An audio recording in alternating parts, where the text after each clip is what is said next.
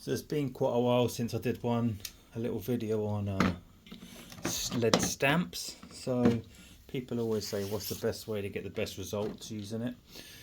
There is a video on my YouTube, but let's just do another quick video to show you best practice. So cut your bit of lead, well, you're obviously probably going to have a big bit of lead, but I'm just using a small piece. Make sure it's flat, have a nice hard surface underneath. I use a bit of wood, mallet.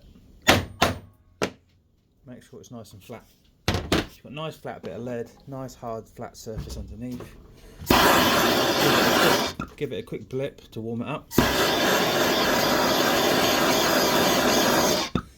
That should do. You don't need to preheat the stamp. Put it where you want it. I keep my hand nice and low down. I normally just give it a little tilt forward, little tilt back, just to make sure all the lettering comes out. Remove it. Flatten it again.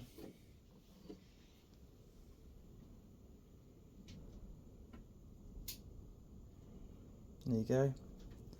Nice and crisp. Obviously, if that was on a bigger piece, that would just be in the middle, wherever you've put it. But that's all there is to it. That's simple. And there's the stamp. And then the other tip is,